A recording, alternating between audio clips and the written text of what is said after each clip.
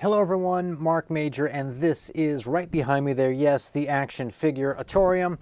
I am a real big toy collector as well as a, let's say, maintainer of a studio here in Southeast Portland, and I always kind of like to give my take on all sorts of things regarding marketing within the toy industry.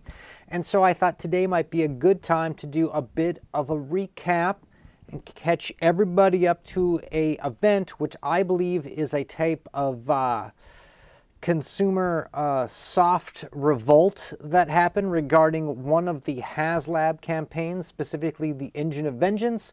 So I thought it might be a good time to go over that, let everyone know exactly what that was and what was a result of it. So everybody strap on the leather and hold on tight.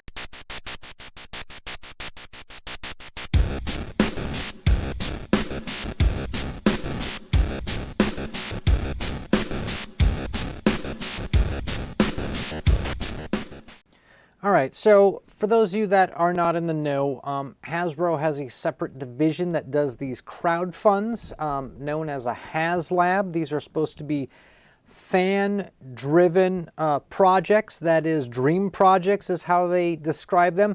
And they come out with different Transformers, different G.I. Joes, different Star Wars toys, you know, usually price tags somewhere between $200 and $400. And the idea is you want to get these while you can. If you will, you know, pledge X amount of dollars, they take your money, they sit on it for like a year, year and a half, and all of a sudden, bam, the item shows up. So one of the said projects that they did was actually this Engine of Vengeance, and I think we should cut over there to browser view. Okay, so it was essentially this car that you're seeing here with this action figure who is kind of included.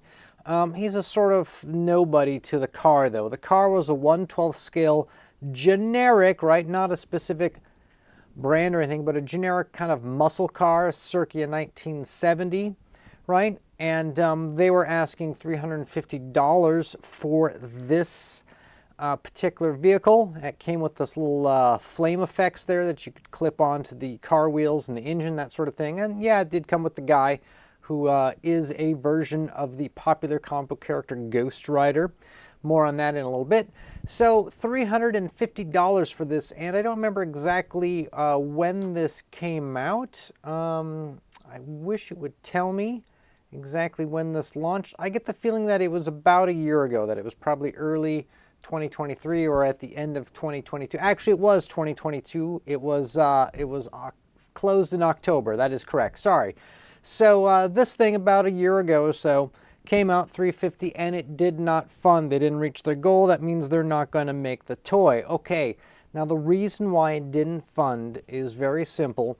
And that is because they were asking too much money. This is where the consumer revolt comes in. Here's where the shills and the anti-shills and then the critical thinkers down the center all came together in a kind of a kumbaya moment and decried that the rent's too high, that this was too expensive. Also, I think what we learned was that this is not the version of Ghost Rider that anybody really wanted to spend money on. The people who did pledge for this, the 5,000 or so backers, those are probably a lot of resellers, a couple of hardcore fans, and people who buy every Haslab no matter what it was. Obviously not enough interest or money to fund this thing. But the real takeaway from this was that in the aftermath of this, it turns out that there are quite a few people out there who collect this scale of action figure who are actually now really interested in getting vehicles to this scale.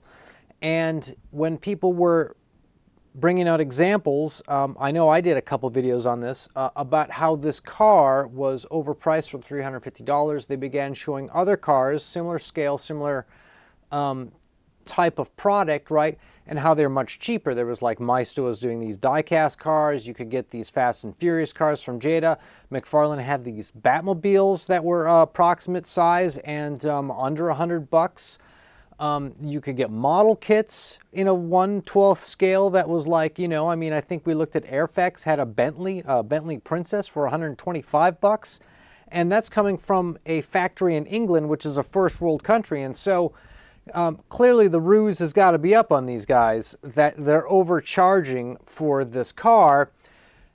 But what we learn is people really want 1/12 vehicles.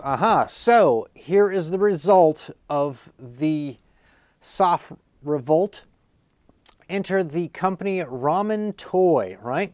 So these guys announced that they could do essentially the same car for a lot less money, and they did.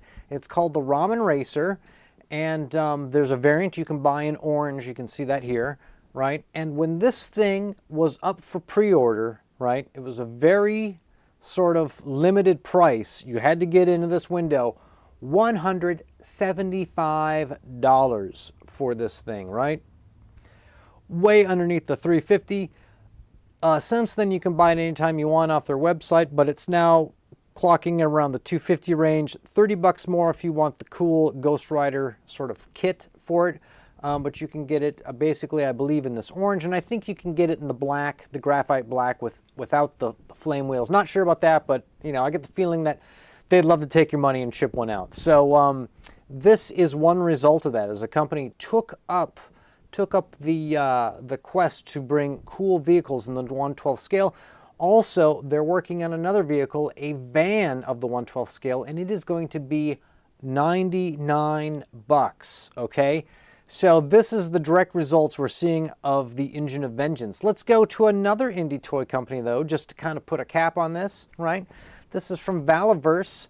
This is called the Vanguard. Now, this is a 1/12 armored vehicle. It's kind of like a Humvee. It's actually modeled off a real vehicle called I think it's called a Rezvani, I believe is how you say it. Personally, you know, until I see like the Pope come out of one of these, I'm not really sort of on board with which vehicle it is, don't care. It just looks like a cool sort of modern military drive your guys around, you know, vehicle. And of course they're doing one in like a Desert Storm, as the Germans in World War II called it, tropical. And there's one in a gray because every single toy line can go with gray, right? Like Hellboy could get out of a gray, you know, armored vehicle if he wanted to. It would be cool. Anyways, when it comes to the price on this thing, the ask is $185 free shipping. Can you believe that? Because the shipping on anything these days is insane. And so to have a box, it's about this big. It's like, you know, kind of like a nice sized toaster oven, right? Is what you're getting. Free shipping, $185. So this is the direct result of the Engine of Vengeance, and how people, you know, took it upon themselves in the form of these indie toy companies to provide product that somebody might actually buy if you can get the price down. All right, so the last thing I want to make a point about is the Haslab campaigns themselves. A lot of people think that this is some kind of a testing ground for interesting and wild products. In fact, I have to say that from what I've seen, over half of the projects that come out on Haslab are marketing tie-ins to some existing franchise. Now, if you see G.I. Joe, which is owned by Hasbro, right, it's a fan project. It's a dream project. If you see some kind of Transformers, right, which is owned by G.I. Joe, it's some kind of fan project unless it has to do with like a current movie that's out. If you see Star Wars, it's an ad. If you see Ghostbusters, it's an ad. If you see Marvel Legends, it's an ad. These companies use toys to advertise the product. Quick example. Mom has to go to Target with her daughter to, you know, get things like shampoo and Band-Aids and all that kind of stuff. They're sort of wheeling around the cart. They see shampoo for Shrek 9, all right? Shrek 9 featuring rapper Tech 9.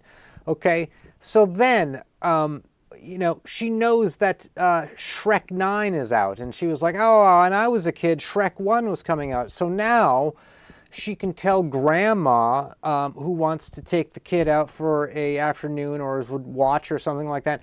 They now have something they can do. She can take her to the movies, and after she goes to the movie, if she likes the movie, next time they're in Target, yeah, maybe they'll buy the shampoo, that kind of thing. The products are the advertisements. If you see these products on Haslab, it's an advertisement. The Reva lightsaber was an ad for that Obi-Wan show. The Rancor started off as a dream project, but they held it until the Book of Boba Fett came out, which had a bunch of Return of the Jedi nostalgia and a Rancor monster. It's an ad. Do you remember when the Ghostbusters pack came out? There was a time there was no Haslabs going, and then there were 3. Why were there 3 and then none? That kind of thing.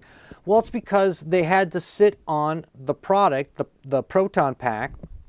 They couldn't launch the campaign until the movie came out. The movie wasn't coming out because of COVID. So they sat on the movie, and when they decided to finally release it, that's when they decided to put out the Proton pack. Happened to fall when 2 other existing projects were up, and so now they got 3. It's an ad. What if it funds? Okay, fine. There's be enough money there to make it. Do they care if it funds? Doesn't matter. Maybe the guys who run the Haslab team are like on a sort of like hamster wheel. To them it matters as far as their bosses, but the overall big picture of the company, they don't care. That's now an advertising channel. So, next time you see some crazy Haslab project and you think, wow, that's like totally yoked as far as the price goes, it's a good chance that at the end of the day, it's just an ad. Everybody stay charged.